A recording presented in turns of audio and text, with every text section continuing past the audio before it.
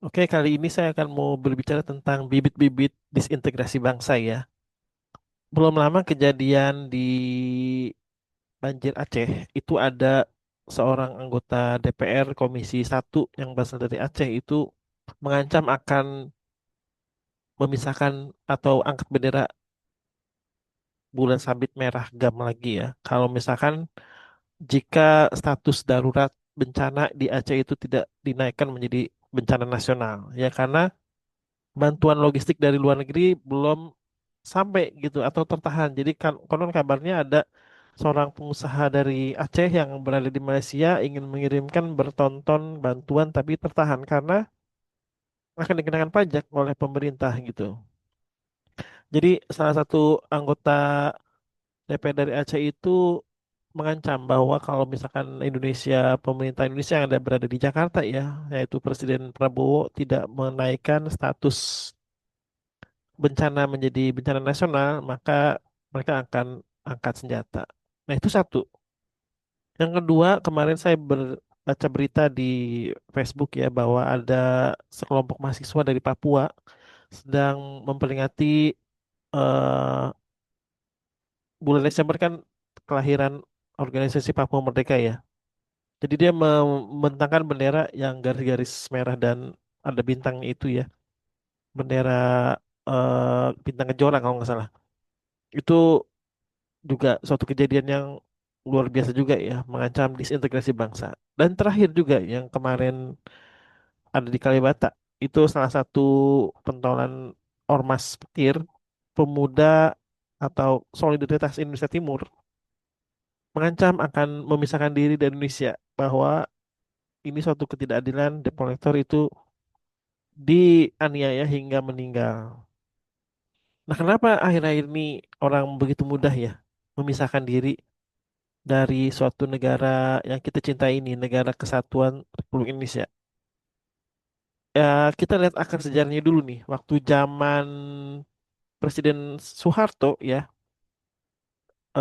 atau sebelum tahun 1980-an, tahun 1976, itu Aceh itu dulu adalah sudah melakukan gerakan Aceh Merdeka tahun 1976 ya, yang tokoh-tokohnya ada di Finlandia, ada di luar negeri.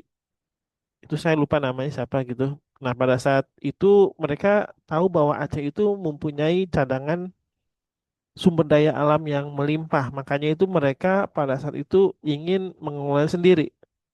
Tapi karena rejim Orde Baru itu tentaranya kuat ya, jadi mereka sedikit tiarap gitu. Nah, pada saat peralihan menjadi Orde Baru tumbang tahun 98, kemudian dijadikan presidennya B.J. Habibie, kemudian Gus Dur, kemudian Megawati.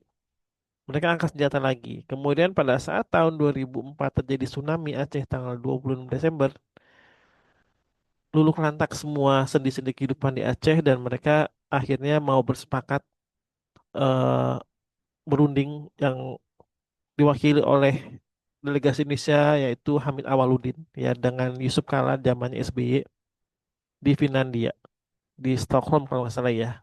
Kemudian ada perjanjian Malino juga kalau nggak salah di Sulawesi. Akhirnya sampai sekarang gubernurnya juga dari mantan Panglima GAM tahun 99 sampai 2000 ya, bernama Bapak Mujahir Manaf. Akhirnya kejadian lagi banjir di tanggal 25 November kemarin dan mengakibatkan hampir 1.000 orang lebih meninggal dunia. Bukan hanya di Aceh tapi di Sumatera Utara dan di Sumatera Barat.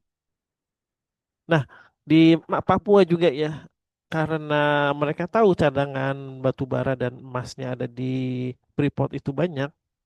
Jadi mereka sebenarnya mau mencari kekuasaan juga di sana.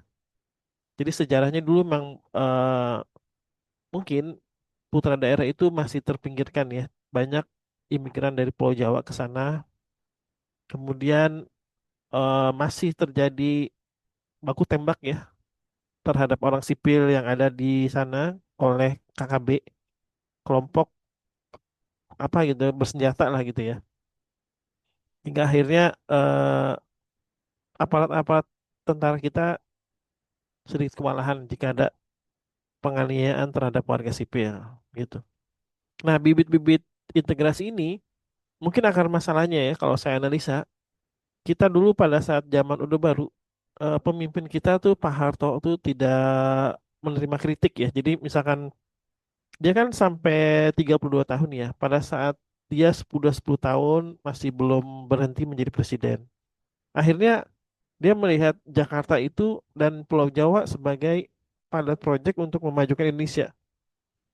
Kita lihat aja tuh, sentral yang ada di Jakarta itu dan di Pulau Jawa adalah pusat-pusatnya, pusat berada di tengah-tengah kepulauan Indonesia. Makanya di Aceh itu yang ada di ujung barat dan Papua yang ada di ujung timur merasa dianaktirikan.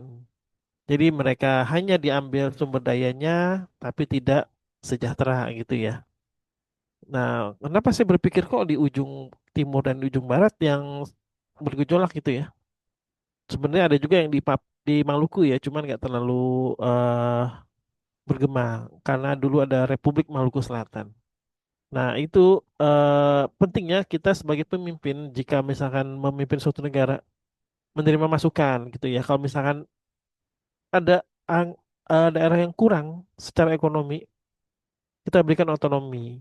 Kita berikan daerah khusus, daerah istimewa. Ya, jadi mereka bisa sejahtera secara pendidikan, kesehatan, kemudian pangan gitu ya. Karena kita negaranya besar.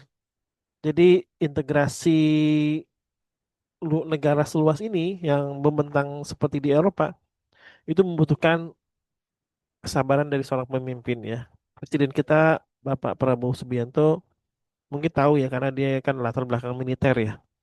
Jadi mudah-mudahan Indonesia ke depannya menjadi lebih baik lagi. Semua rakyatnya kompak.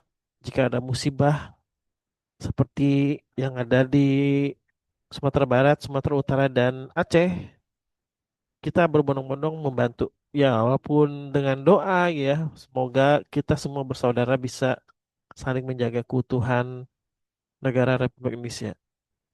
Kalau misalkan kita ngelihat zaman dulu tuh ya, zaman Yugoslavia pecah pada saat tahun 1990. Kemudian Uni Soviet juga pecah. Karena bapak bangsanya itu juga tiada ya. Jadi Joseph Broz Tito dulu pecah Yugoslavia menjadi negara-negara kecil. Kan kita nggak mau ya negara Sumatera atau Andalas, negara Celebes atau Sulawesi, negara Borneo, negara Jawa, negara Bali gitu ya. Jadi kita nggak bakal utuh lagi suatu kepulauan Nusantara yang sangat besar ini. Kita sudah mempunyai pengalaman sejarah kerajaan Sriwijaya Majapahit, kedatangan bangsa asing ya, Belanda yang sampai ratusan tahun. Itu ada VOC, kemudian juga ada Jepang walaupun cuma 3,5 tahun bisa kita bertahan seperti ini. Jadi bibit-bibit disintegrasi seperti pengancaman, membuat makar, atau ingin memisahkan diri, tolong menjadi perhatian bagi kita semua ya. Jadi pemerintah berusaha untuk menyamaratakan semua pembangunan di pelosok-pelosok Indonesia. Jadi jangan ada lagi yang dianaktirikan.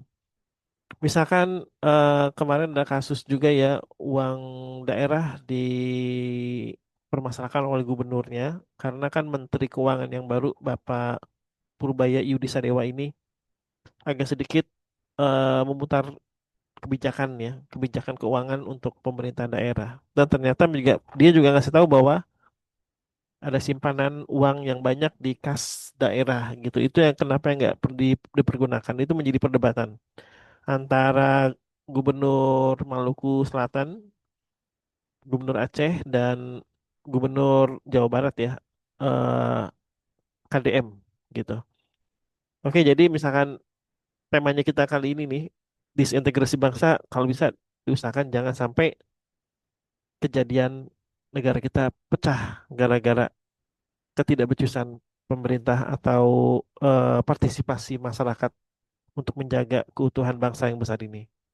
Ya, Amerika dulu pernah punya perang saudara di tahun 1800-an antara utara dan selatan. Namanya perang konfederasi ya. Itu juga makan banyak ratusan juta orang, puluhan juta kalau nggak salah ya, puluhan juta orang tewas karena ya faktornya juga ekonomi juga. Di mana-mana tuh orang kelaparan itu pasti bakal cepat marah ya, cepat emosi dan bakal menjadi bom waktu gitu. Jadi kalau misalkan memang suatu wilayahnya makmur dan bisa menghidupi rakyatnya dengan eh, aman dan lancar untuk kehidupan, kenapa nggak didiskusikan dengan baik-baik? Oke, berikut hanya diskusi malam sebagai pembuka inspirasi bagi kita semua. Terima kasih.